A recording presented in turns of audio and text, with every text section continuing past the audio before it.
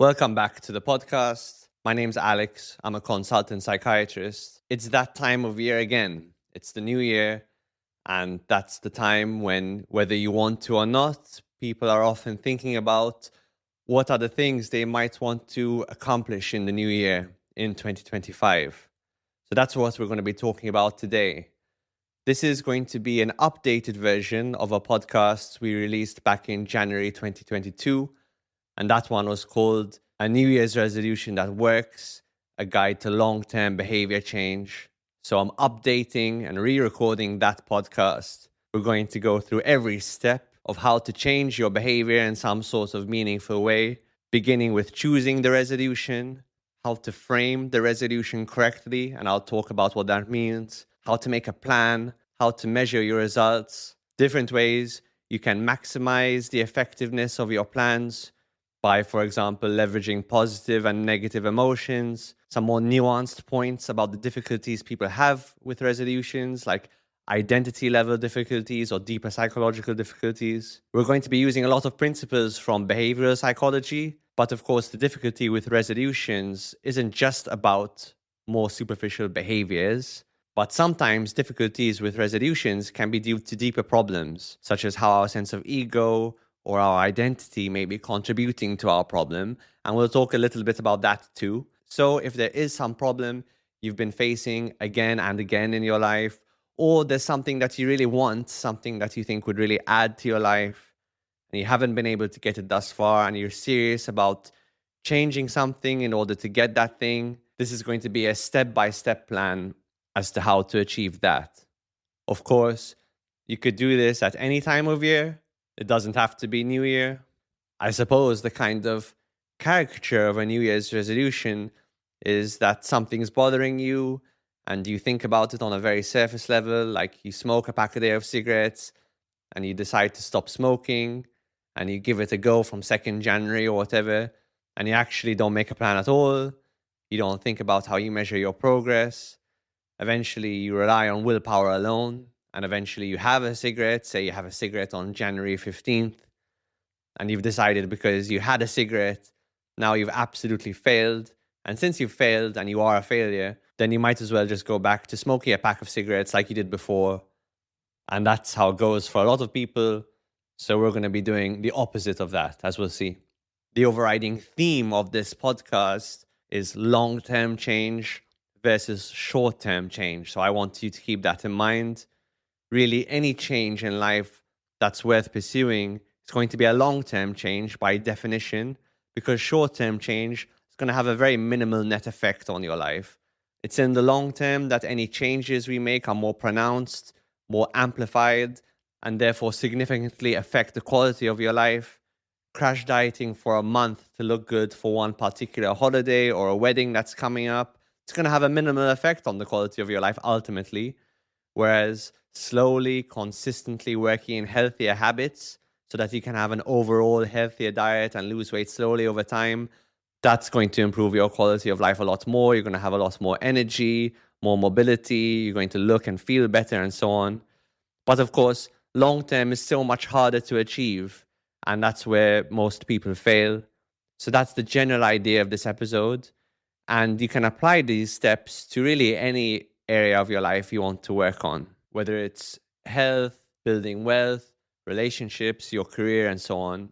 If you happen to have a particular problem and you would like to work with me one-on-one to address it, I will give you some more information on how you can do that at the end of this podcast. Okay, so firstly, we're going to talk about picking a resolution. You want to choose roughly the area of your life you want to work on and approach. So that might be your health, your weight, some habits like smoking, alcohol, drugs. It might be something to do with a relationship, whether it's learning how to have healthy conflict in a relationship, or actually the opposite, learning how to be more empathic in a relationship. It might be a hobby that you want to start, some passion you've always wanted to pursue, something to do with your career, how to build wealth. Generally speaking, you want to choose something that's actually bothering you, that moves you emotionally, whether it's something that causes you a lot of negative emotion, or you think something that if you brought it into your life, it would give you a lot of positive emotion, something where you feel gosh, my life would be so much better if I could do this or if I wasn't doing that. So I suppose the first part of this process is where you might do some real soul searching and think, what kind of change would have the most effect? Because in the different areas of your life, there'll be some areas where you're quite well developed and some areas where you're maybe not developed at all. And in the areas where you're not developed at all, that's going to be where the least action gives you the most results, where maybe changing that 20% improvement might give you 80% of the results that you want. Whereas if you're thinking about an area where you're already quite highly developed, you might be at that point where it's more about tweaks and nuances, and you should know that the results of those tweaks and nuances might be not quite as effective as those big changes you make when you're just starting out in something new. You might come up with a few resolutions, one where you're at that more fundamental level, where it's really about making a big change. And you might make a couple of resolutions where it's more about those little tweaks, making those little adjustments. If you already, for example, have a reasonably good diet, then it's more going to be about little tweaks and changes. But if you're smoking a pack a day of cigarettes and you want to improve your health, that's an area where you can make a huge improvement quite quickly. One thing to be aware of is what's called the zone of proximal development in psychology. And this will apply to whatever you do, whatever you're working on. And the general idea of the zone of proximal development is that you want to identify that sweet spot of challenge where you're definitely putting yourself out of your comfort zone, but you're not doing it so much that you overwhelm yourself. So, for example, if you don't exercise at all and you want to start exercising, it would probably be foolish to start a plan where your intention is to go to the gym for 6 hours a week, but rather you'd want to construct a plan that puts you in that zone of proximal development, in that sweet spot. So what's a little bit uncomfortable, but not overwhelming? That might be going to the gym for half an hour 3 times a week, or it might be going for an hour walk 4 times a week, and so on. Too little and you remain in the comfort zone. Too much and the plan becomes unfeasible and unlikely to be executed. Secondly, we're going to talk about setting the intention. By this, I mean you want to think about framing your resolution appropriately. What I mean is, it's easy to come up with a resolution kind of shooting from the hip. For example, you might be uncomfortable with the amount of alcohol you're drinking, and you might instinctively make the resolution to just stop drinking alcohol entirely, which can be a good thing, of course. But on deeper reflection, or perhaps talking to someone, you might realize that it's not so much that you depend on alcohol all the time, but maybe you depend on alcohol in particular situations. Maybe there are some situations where you can drink moderately to a level you're comfortable with, and some situations where you drink far too much.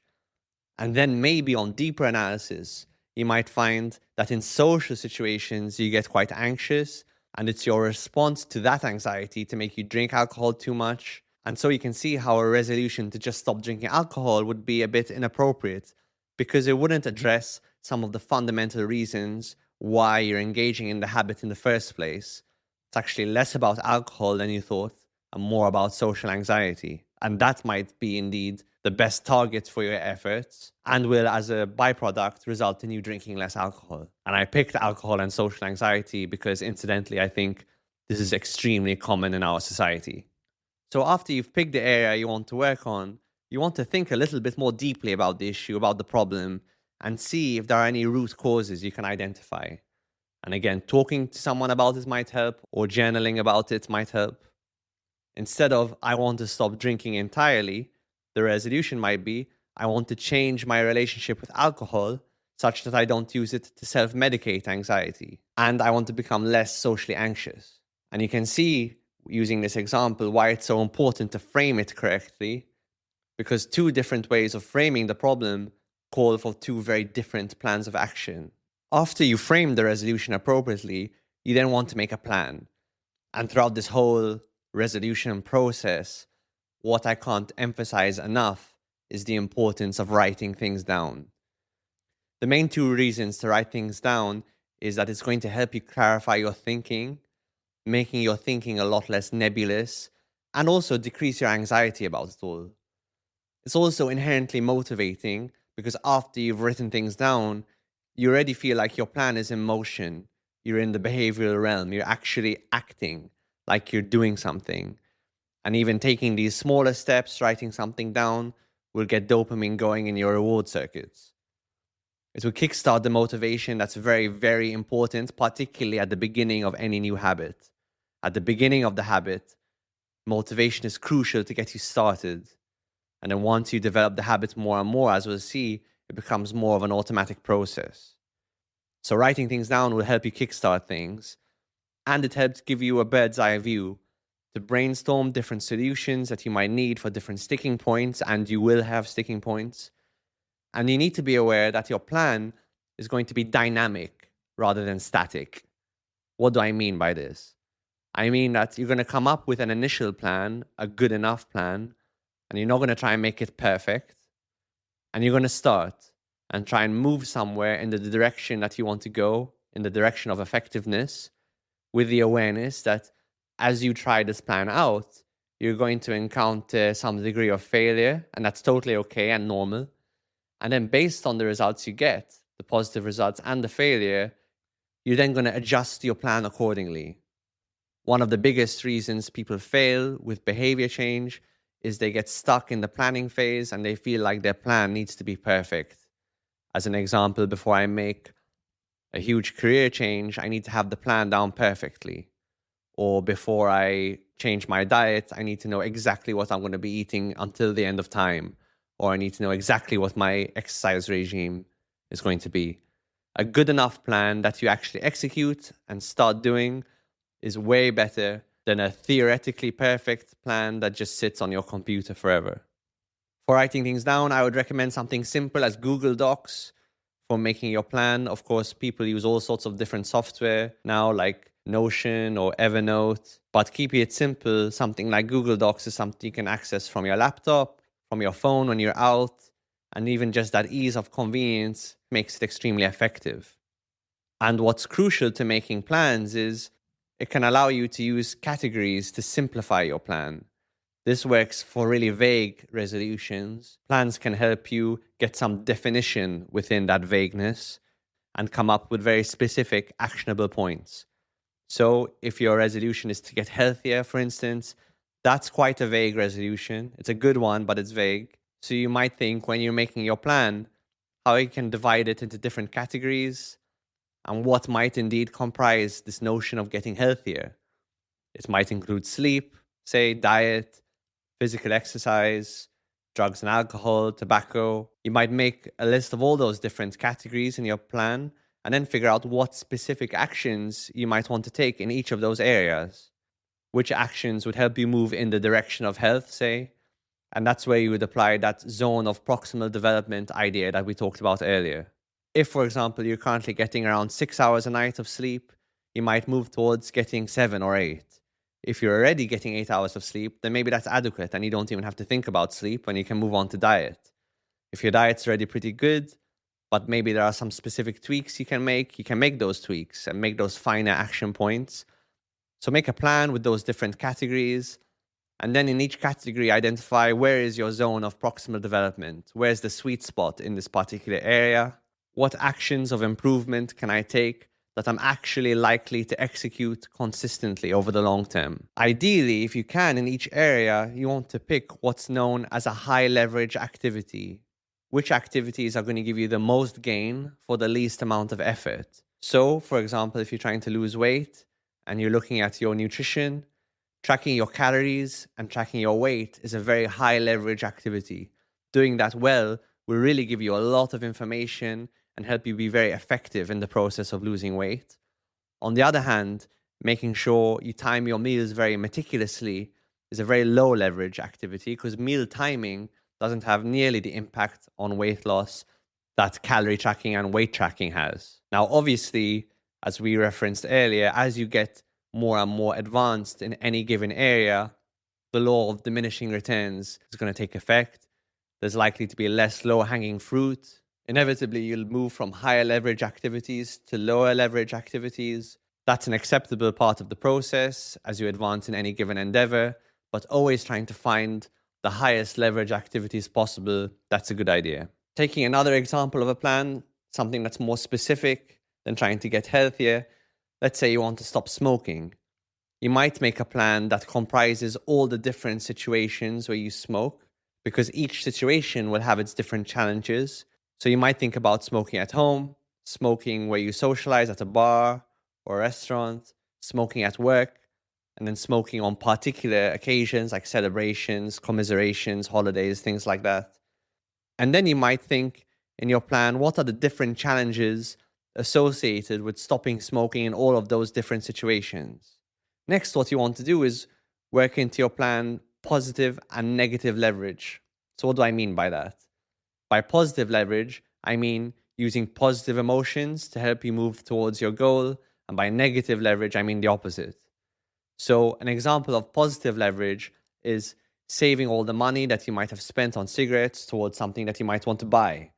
An example of negative leverage would be telling all your friends and family that you're stopping smoking, so that if you fail, you then have to face the demand of explaining to them why you failed or where you went wrong. So in this way, what you're doing is marshalling your positive and your negative emotions together and get them flowing in the same direction. Another thing you can do along these lines is called future projection, writing down what will happen in the long term, both if you succeed in what you're pursuing and if you fail in what you're pursuing. So if you're 30 years old and you smoke a pack of cigarettes a day, you could write down a paragraph of what life would be like if you're 60 and still smoking a pack a day, and what life might be like if you're 60 and you've managed to stop smoking. If you haven't stopped smoking, you can look forward to a life of emphysema or perhaps cancer. It might be difficult to play with your grandchildren. It might be difficult for you to go on holiday. You might require home oxygen. If you have stopped smoking, you can live your life, you can travel, you have more energy, you can spend time with your family. These things can be really motivating. Future projection is really just a way of amplifying and creating a simulation of success or failure into the future to make success or failure seem a lot more urgent. Really, the problem with resolutions in general is they tend to be long-term and therefore require long-term thinking. And as human beings, we're often not very good at long-term thinking. We're good at reacting to things acutely in the short term, and our brains are really wired for that. But often we're really bad at being aware of the effects of both our positive habits and negative habits projected over time. One expression in this vein is that we tend to overestimate what we can do in a year and underestimate what we can do in 10 years, or overestimate the impact of a behavior in a year and underestimate the impact of a behavior in 10 years. We really don't have an appreciation for the effect of small, consistent habits, both positive and negative over time, because the effects of these habits actually compound. And really, what I find clinically, talking to patients and clients, is the root of a lot of people suffering. The difference between a sensible course of action and a mistake is often that failure to keep in mind the medium or the long term. So next, you want to think about measuring your results. Measuring your results ties into both positive and negative leverage, because results have an inherent motivational factor attached to them. Our reward circuits, which function with the neurotransmitter dopamine, they're activated by the sense that we're moved towards a desired goal or objective. They're deactivated by the sense that we're actually encountering significant obstacles or moving further away from our goal. That's why when people do drugs like cocaine, which activate the reward system, they don't just feel euphoric or satisfied as such. It's more that they feel they're on the right track towards something good. There's a sense of progression to the happiness. And that's why it's so seductive. It's quite different from the pleasure one gets from serotonin, say activated by a drug like ecstasy, which more induces a sense of peace, calm, satisfaction with whatever's happening now, a sense of psychological safety. The dopamine high of something like cocaine has a more profound sense of urgency and a sense of going somewhere different. It's more about apprehending a desired target or goal. So if you get good results with whatever you're doing, it's going to be inherently motivating and you're going to see that you're moving towards your goal. The danger of bad results, even though they're very useful, as we'll see, is that it can be quite demotivating. So when you get good results, You want to welcome that motivation and harness it so you can continue moving towards your goal. When you get bad results, you want to view it as dispassionately as possible, and crucially, don't see it as a reflection of your lack of value or your lack of worth. And this is a problem people encounter when they have self-esteem issues, say. A bad result is just a useful signal that's telling you that something about your process, about what you're doing, is not working, and you need to adjust your plan in some way. So if you're dieting and you've stuck to your diet plan rigidly for a few weeks, but there's been no weight loss, that's a potential indication that something about your plan, either your diet or your exercise regime or so on, something's not working and you need to adjust your plan. So in that way, you can make the best of the good results and use them as fuel, and you can minimize the effect of the bad results and use them appropriately, just to let you know that something you're doing isn't working correctly and you need to course correct. In this way, you can see that one of the functions of results is to keep you oriented to reality, which is very important when you're pursuing something difficult. But then the other function of results is that it's going to affect your motivation, as we've said. Another point on this is that you should be very humble about what results you expect, particularly if you're not very experienced or advanced in the particular area you're working on.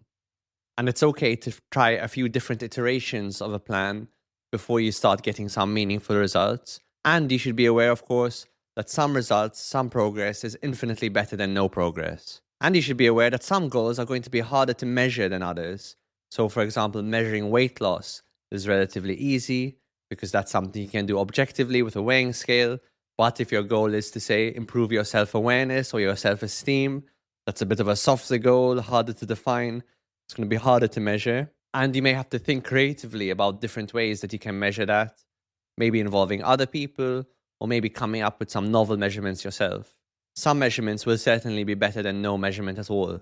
And the more different ways you have of measuring your progress, the more likely it is that those measurements are going to be some reflection of reality. Once you start doing things, start changing your behavior in some way, start enacting your plan, and then you start getting results and you start measuring them, you're inevitably going to run into some kind of failure. As I mentioned before, failure should be anticipated, even embraced. You should make friends with failure. It's just a part of the process. Once you start meeting some failure, let's say your resolution is to stop smoking and you have that cigarette on January 15th, you again want to dispassionately look at that failure and analyze it. Where was the sticking point? What was the problem? Try and think about it as if you were thinking about a friend or a family member or someone else that you're caring about. Oftentimes, we're much more compassionate towards people we know than towards ourselves. Again, this might reflect a self-esteem issue. So what might happen when someone relapses and has a cigarette is they might berate themselves, feel very guilty, engage in a lot of very harsh self-criticism. They may have thoughts like, well, I'm just a bad person. I don't deserve to stop smoking. I'm terrible at this. And those thoughts and emotions are only going to restart the cycle, completely demotivate you and make you engage in the habit again, often to deal with the sense of shame or guilt. Instead, you want to look at this with a detached, compassionate view. Think, okay, so January 15th, I did have a cigarette. What was the situation where I had the cigarette? Why was it on January 15th and not 14th? What were the particular issues in that situation that contributed to the failure? And therefore, what could I do in the future to avoid that and increase the chances of success? To some degree, in this example, this is a measurement problem as well, because if you make it until January 15th and you have one cigarette, you can measure your success in absolute terms, i.e., whether or not you've smoked at all. And in that sense, you've totally failed. But if you choose to measure your results differently, for example, the frequency of cigarette smoking, even if you had that cigarette on January 15th, you can still consider yourself as very successful because you've cut down from smoking 20 cigarettes a day to one cigarette in 2 weeks, which by any standard is an enormous success. So part of this will be the previous step, thinking very carefully about how you measure results in a way that's still reality-oriented, but maximally motivating and minimally demotivating. And because motivation is so important, particularly in the beginning stages, that's going to increase your chances of success over time. Another thing to be aware of is that whenever you pursue something difficult, your mind is going to throw up a lot of mental noise. And that mental noise can take the shape of that self-criticism we described earlier, but also just random thoughts and self-talk that can be very counterproductive. So when you're thinking about success in the long term, you want to try and avoid mental noise, ignore it. And in general, when you're thinking about success in the long term, day to day, you want to be really process oriented. You want to think, what are, to the best of my knowledge, the correct actions that I should be taking today, rather than what are my results on any given day. Because often overthinking about and overanalyzing results can itself be a form of mental noise that can get in our way. So to recap so far, we've talked about picking an area you want to work on, thinking deeply about the problem, framing the resolution appropriately, making a plan, working in positive and negative leverage to maximize your motivation, measuring your results as a way of marking your progress, keep you reality oriented, and again, maximizing your motivation, minimizing demotivation, and being careful not to get caught up in mental noise. And as part of that, not getting too engrossed in your results all the time, but actually generally day to day being more process oriented rather than results oriented. And now I'll just talk about some final points that are worth keeping in mind with any kind of behavior change. As we've talked about, your motivation will fluctuate, particularly in the beginning. And some of this you can control, but a lot of it is outside of your control. A lot of it is kind of inexplicable. There'll be some days where you feel very, very motivated, and some moments where you feel, for whatever reason, quite demotivated. This is totally normal. What you need to be aware of is that when your motivation is waning, it's going to be one of two things which will help you through. One is the exercise of specific discipline or willpower, and the other is the power of habit itself. Discipline or willpower will come into play relatively early on in the behavior change, say within the first 3 months.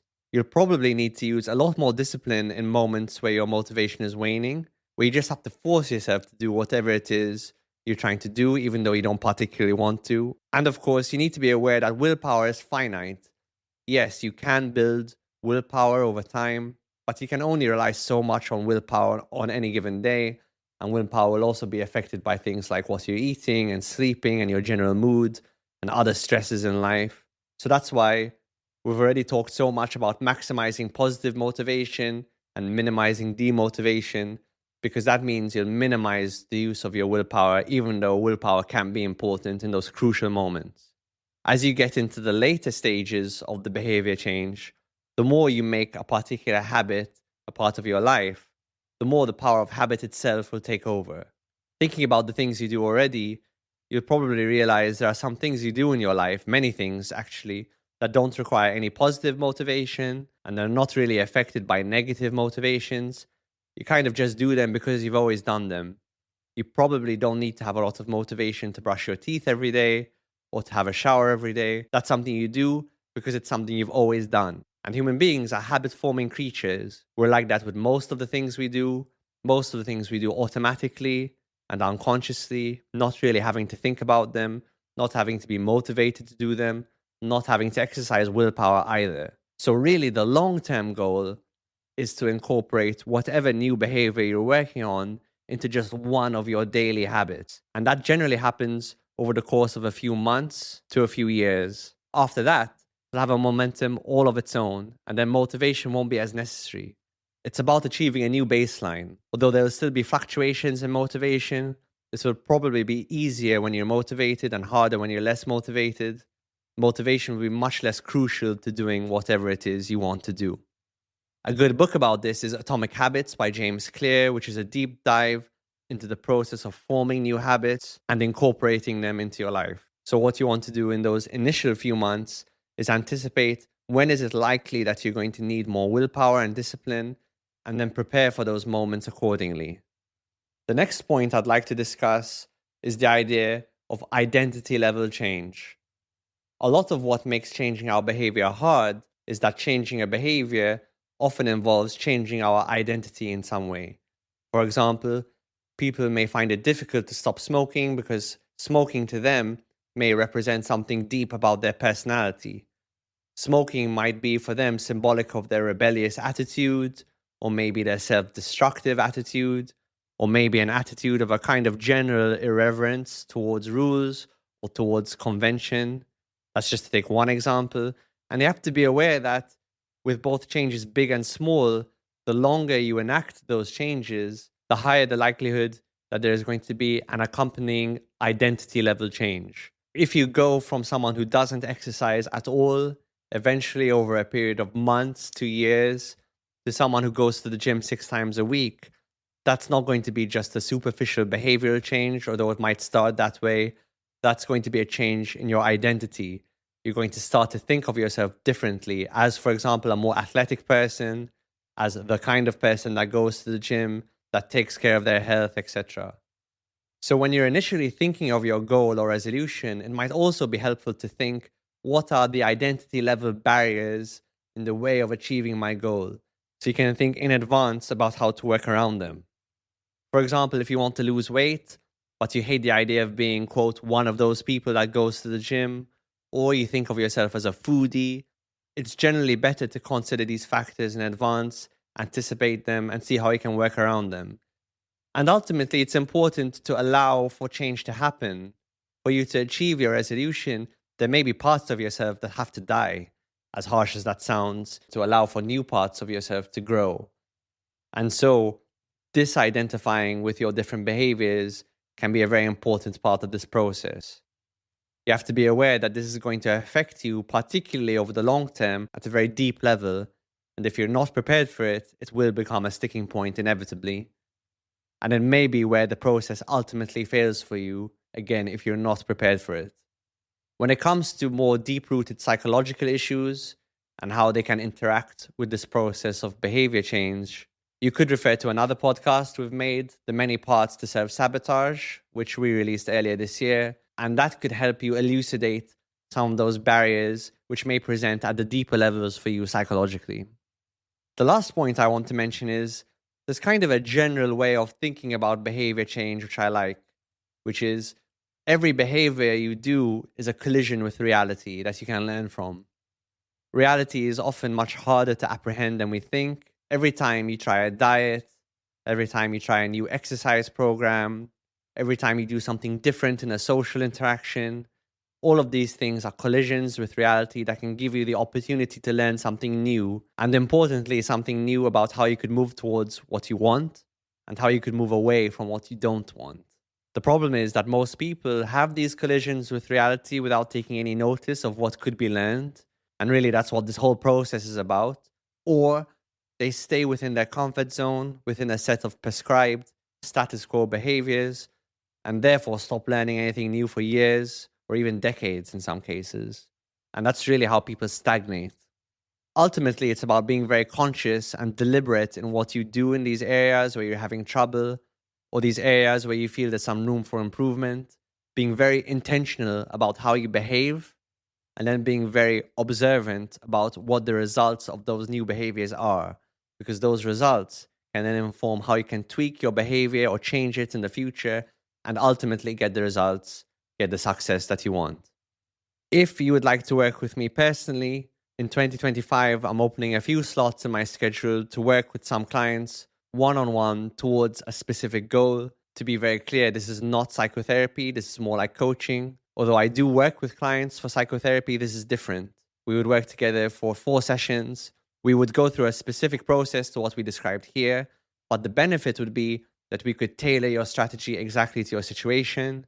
We could screen for any deeper psychological issues, which may be a block for you. I can provide you with some accountability and some techniques which are highly specific and relevant to your problem. These are the kinds of strategies I've used in my work as a psychiatrist, in an addiction clinic, with clients in psychotherapy, and also in my personal life. Many people languish for years and years with a particular problem, whether it's health or relationship problem or career-related problems, and they might eventually solve it and really regret how long they spent trying to figure it out and how easy it was in the end once they had the right strategy. And in many cases, they never even solve it at all. And working with someone one-on-one can be a very effective way of speeding up this process. So if you think you'd be a good fit, that this is applicable to you, and you'd like to work with me, you can email me at alexcurmitherapy@gmail.com and put New Year's resolution in the subject line. And as I said before, I only have a few places for this, so I would reach out as soon as you can. Thank you so much for listening to this episode. If you enjoyed it, please share it with a friend or give us a rating. It really helps new people to find us. As ever, we'd love to hear from you and love to hear what you think. So feel free to drop us an email and get in touch. Thank you for listening and have a wonderful start to 2025.